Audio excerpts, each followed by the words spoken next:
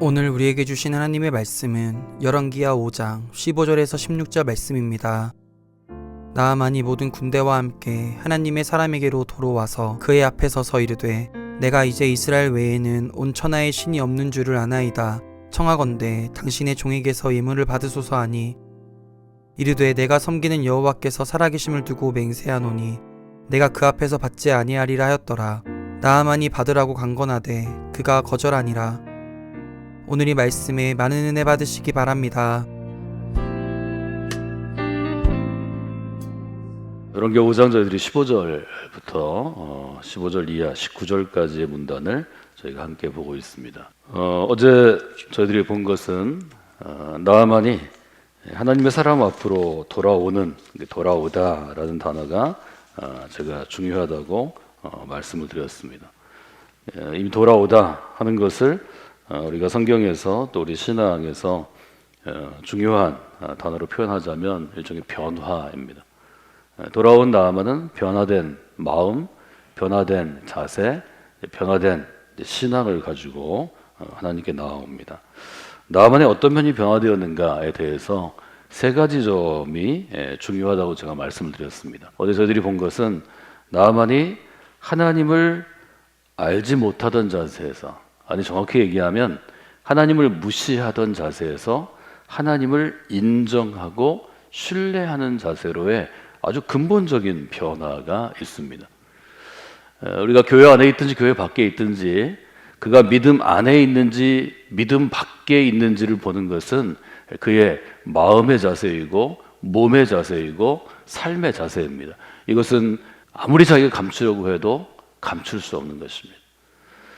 여러분이 인생을 지혜롭게 살기 위해서는 여러분과 가까운 사람들이 진짜 여러분을 존중하고 친한 사람인지, 아니면 여러분이 갖고 있는 무엇 때문에 목적이 있어서 여러분을 곁에 두는지를 분별하기 시작할 때입니다.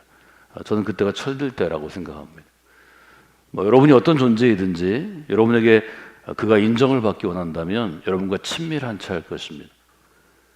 여러분이 뭘 갖고 있어서 여러분의 소유가 그가 좀 이용해야 될 가치가 있다면 여러분과 친하게 대할 것입니다. 여러분에게 보이지 않는 어떤 힘이 있을 수 있습니다. 영향력이 있으면 사람은 주변으로 모여드는 것입니다. 왜 접근하는가? 그걸 잘 보셔야 합니다. 접근하는 이유가 불순하면 여러분은 이용당하고 여러분 이용당한 대가를 치르게 될 것입니다. 이용당하면서 사는 것은 지혜롭지 못한 삶입니다. 하나님과의 태도에도 그게 분명히 있다는 거죠.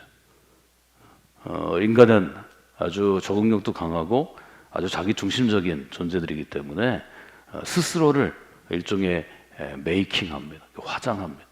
가면을 씁니다. 그리고 실제로 자신을 속이는 사람도 많습니다. 자기 암시를 하는 거죠.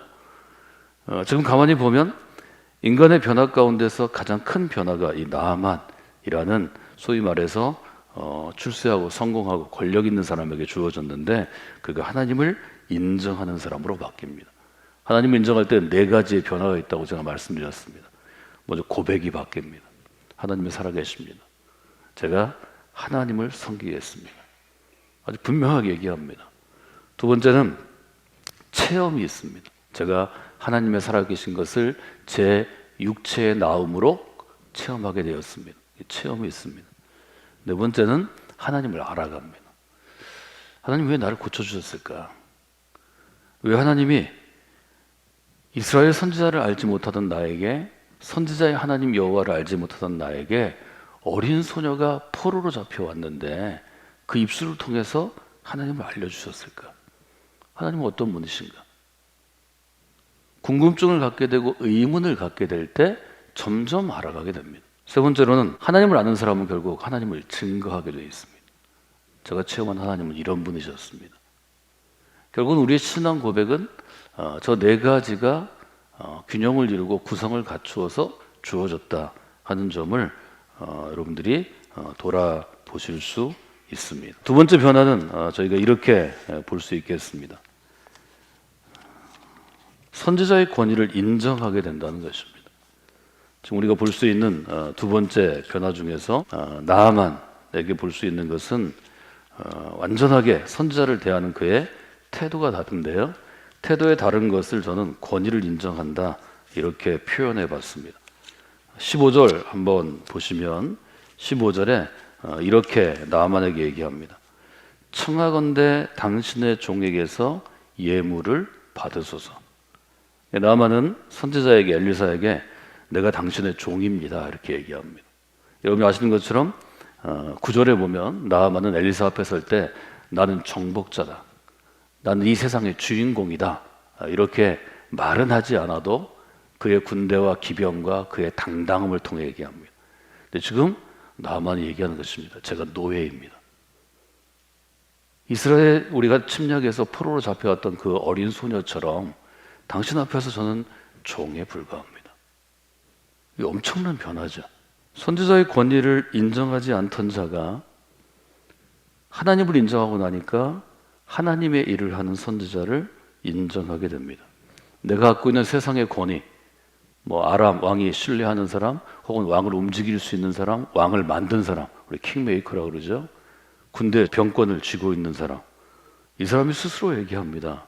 내가 갖고 있는 세상의 힘, 세상의 파워, 세상의 권력은 당신 앞에서는 아무 소용이 없습니다.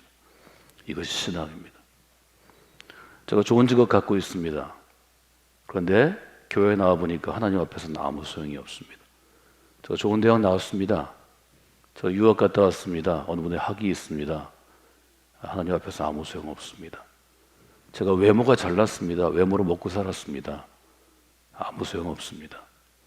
이 고백 없이 그리스도인이 될 수 있을까요? 저는 여러분에게 없다고 말씀드렸습니다. 단언컨대 없습니다.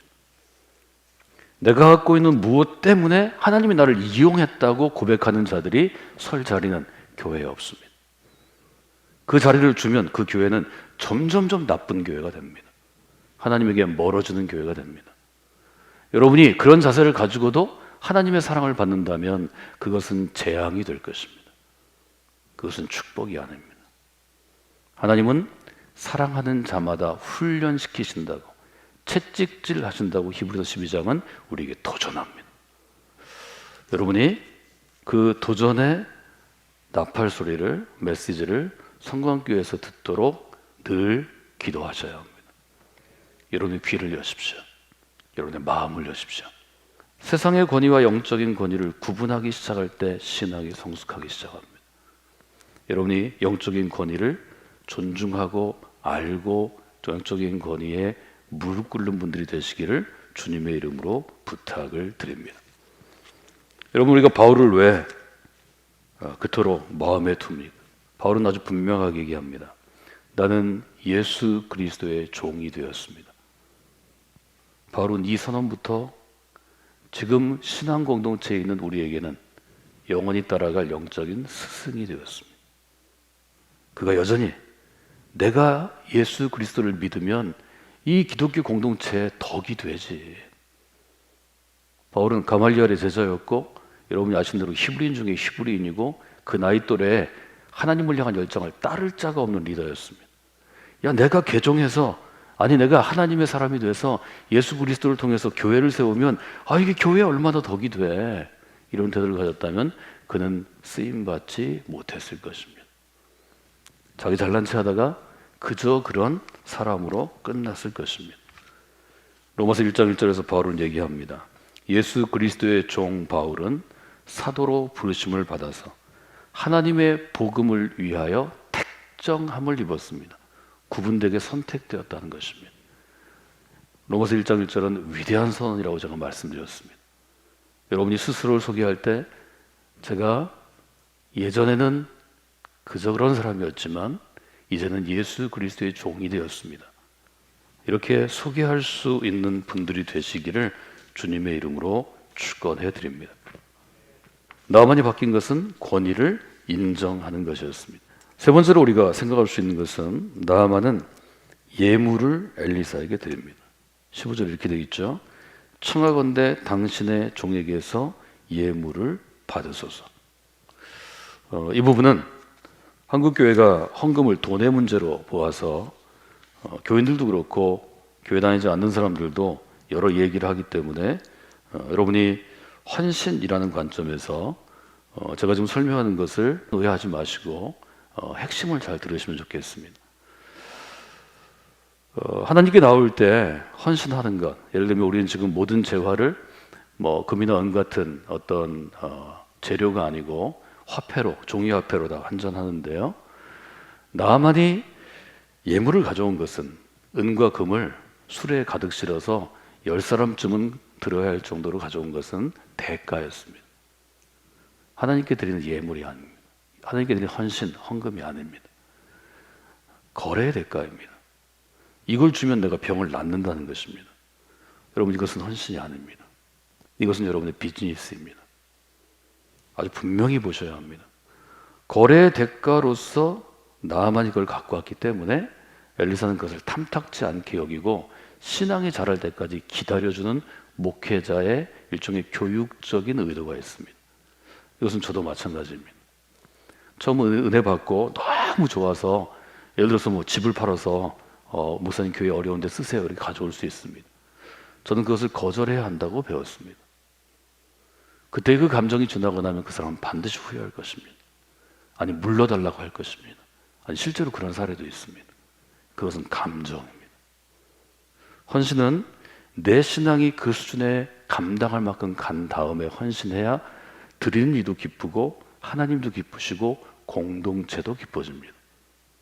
이 점은 여러분들 스스로에게 잘 적용하셔야 되고요. 헌신은 거래의 대가가 아니라 감사함으로 드리는 예물입니다. 순서가 중요합니다. 여러분이 헌금 생활할 때 거래의 대가로 먼저 드리지 마십시오. 저는 이것을 여러분이 금하시는 게 좋겠습니다. 나아만은 내가 병나은 대가로 은과 금을 제시합니다. 그런데 지금 15절에서는 감사함으로 진짜 진정으로 엘리사에게 이걸 드리고 하나님이 이걸 받아주시길 원합니다. 영어로 이렇게 되어 있습니다. Please accept now a gift from your servant라고 되어 있습니다. 영어 성경을 잘 보십시오. 이것의 의미는 첫째는 순서가 중요한 것입니다. 하나님에게 왜 드리는가? 감사함으로 드려야 합니다. 기쁨이 있을 때, 감사함이 있을 때 헌신하는 법을 배우셔야 합니다. 두 번째는 자세가 중요합니다. 절대로 비즈니스의 자세로 하지 마십시오. 이것은 여러분을 타락해 하고 교회를 타락해 합니다. 이 점은 여러분들이 분명히 보시면 좋을 것 같습니다. 결국 선지자는 나아만이 예물을 드릴 때 어떻게 하나요? 예물 받기를 거절합니다. 16절 같이 읽어볼까요? 이르되 내가 섬기는 여호와께서 살아계심을 두고 맹세하노니 내가 그 앞에서 받지 아니하리라 하였더라. 나아만이 받으라고 강권하되 그가 거절하더라. 엘리사가 나아만이 가져온 예물 전체를 은과 금과 의복을 거절합니다. 뭐 지금으로 얘기하면 뭐 수십억, 수백억 될 수 있겠죠.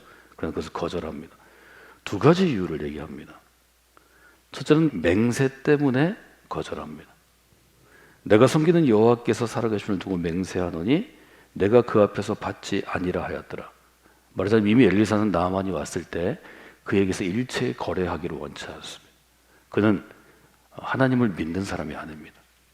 그는 적국의 사람이고 지금 이 대가 때문에 정치적으로도 문제가 생기고 그의 심령에도 문제가 생길 수 있습니다. 그래서 하나님께 이 사람을 내가 고쳐야 됩니까? 하고 물어봤을 때 아마 그는 하나님의 응답을 받았을 것입니다. 일체 관계를 맺지 마라. 첫째는 맹세 때문입니다. 여러분이 어릴 때 모르고 한 맹세도 있을 수 있습니다. 여러분이 아직 신앙이 어려서 하나님과 거래한 맹세도 있을 수 있습니다. 은혜 받고 열심히 있어서 하나님에게 헌신하겠다고 한 맹세도 있을 수 있습니다. 할 수 있으면 하나님께 한 맹세는 지키려는 신실한 그리스도의 종이 되시기 바랍니다. 하나님에 대한 서약과 맹세가 중요합니다. 두 번째는 구원에 대한 교훈 때문이라고 저는 생각합니다. 나아만은 하나님께서 고쳐주신 것입니다. 말하자면 나아만의 병고침은 하나님의 은혜로 된 것입니다. 선지자가 원한 것은 하나님의 은혜로 고쳐주신 것, 즉 이 구원의 선물이 하나님의 은혜로 된 것을 좀 나만이 잘 깨닫기를 바랐을 것입니다. 그러기 위해서는 대가를 받지 않는 게 제일 좋죠. 나만은 평생을 무슨 일을 내가 받으면 대가를 치르는 사람이었습니다. 그런데 나만이 평생 해결하지 못하는 줄을, 이 문제를 억만금을 주고도 해결하지 못한 문제를 하나님께서 해결해 주셨는데 하나님의 선지자가 대가를 거절하면 나만이 생각하지 않을까요? 아, 내가 이렇게 병이 났고 나는 충분히 보상할 수 있는 사람인데 왜 이 선지자가 받지 않을까? 고민하지 않겠어요? 이 고민에 대한 대답을 바울은 이렇게 표현하죠. 바울 학파 폴라인 스쿨의 대답인데요. 여러분에게 암송하도록 제가 권한 구절 중에 하나입니다. 믿음에 의한 구원에 의한 구절 중에 에베소서 2장 8절이 있습니다. 같이 한번 읽어볼까요? 너희는 그 은혜에 대하여 믿음으로 말미암아 구원을 받았으니 이것은 너희에게서 난 것이 아니요 하나님의 선물이라. 선지자는 지금 나아만에게 이걸 좀 알려주고 싶지 않을까요? 병고침을 받았는데 이것은 나의 능력이 아닙니다. 이것은 하나님의 선물입니다. 누가 여러분의 좋은 마음으로 선물하면 선물을 기쁜 마음으로 받으셔야 합니다. 지금 나아만에게 하나님의 선물을 받는 법을 알려주는 것입니다. 저는 이것이 너무 중요한 은혜에 대한 교훈이라고 생각합니다. 여러분, 우리 교회가 이 하나님의 은혜의 선물을 받는 곳이 됐으면 좋겠습니다. 우리는 값없이 구원의 은혜를 받았다 이렇게 고백하는데요, 값없이 받는 게 중요합니다. 하나님을 잘 알지 못하는 사람들이 우리 교회에 와서 값없이 내가 대가를 치르지 않았는데, 내가 계산하지 않았는데 하나님의 선물을 받아야 합니다. 여러분, 그 계산은 누가 하나요? 1차적으로 주님께서 대신해 주셨습니다. 근데 교회 공동체 안에서는 이 한 사람이 구원의 선물을 받기 위해서 옆에 사람이 계산해 주는 것입니다. 이 한 사람을 위해서 여러분들이 성경을 선물할 수도 있죠. 또 어렵고 힘들 때 집에 뭐 반찬을 만들어서 갖다 줄 수도 있죠. 물 대신 사줄 수도 있죠. 여러분, 누군가의 헌신이 있어서 우리가 구원의 선물을 받는 것입니다. 저는 우리 교회가 그 구원의 선물을 받는 사람들이 늘어나기를 원합니다. 이것이 전도입니다. 전도는 뭐 여러 프로그램을 가지고 할 수도 있고 시스템으로 할 수도 있지만, 정말 중요한 것은 누군가 구원의 선물을 받도록 여러분이 내색하지 않고, 그거 내 덕이야 얘기하지 않고 그리스도의 선물입니다 하고 주시는 것입니다. 저는 이런 성숙한 그리스도인들이 우리 교회에 더 많아지기를 원합니다. 지금도 여러분이 많이 하고 계시지만 더 많아져야 합니다. 그리고 그것들을 감출 수 있는 것, 그것이 내 신앙의 내공입니다. 여러분이 보이지 않는 곳에서 헌신할 때 하나님이 알아주시는 은밀한 기쁨을 누리시는 분들이 되셔야 합니다. 그 은밀한 기쁨이 여러분에게 주는 면류관이 되어야 합니다. 여러분, 이것은 여러분이 성숙하는데 아주 중요한 훈련 과정입니다. 저는 여러분들이 좀 그런 분들이 되시면 좋겠습니다. 여러분들이 그런 분들이 되실 때 우리 교회가 더 성숙해지는 것입니다. 정말로 중요한 것은 우리가 구원을 받은 이후의 결단입니다. 여러분, 나아만이 이 병고침의 은사를 체험하고 구원의 은총을 체험한 다음에 세 가지 변화가 있다고 말씀드렸는데요, 그 변화를 여러분이 기억하실 수 있으리라 믿습니다. 하나님을 인정하게 되었습니다. 두 번째 어떻게 됐죠? 영적인 권위를 인정하게 되었습니다. 세 번째 어떻게 되었죠? 감사함으로 헌신할 수 있게 되었습니다.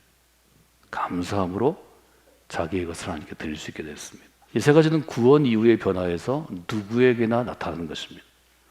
이 세 가지가 여러분에게 다 나타나면 좋겠고요, 우리 교회에서 하나님의 구원을 체험한 분들이 이 세 가지 증표가 분명하게 드러나는 경험들을 좀 하시면 좋겠습니다. 오늘은 구원의 변화에 대해서 말씀을 드렸는데요, 여러분들이 그렇게 기도하시는 새벽이 되시면 좋겠습니다. 하나님, 성관계 가운데 불러주신 영혼들이 구원받은 변화가, 구원의 체험이 있은 이후에 아주 변화가 분명한 그리스도인이 되면 좋겠습니다. 하나님을 인정하게 하소서, 영적인 권위를 알고 인정하게 하소서, 하나님께 감사함으로 헌신하는 인생이 되게 하소서. 이 세 가지를 놓고 여러분 자신을 위해 기도하시고, 또 그런 성관교회 되도록 위해서 기도하시면 오늘 새벽이 우리 모두에게 유익하고 또 하나님께서 기뻐하시는 새벽이 될 것입니다.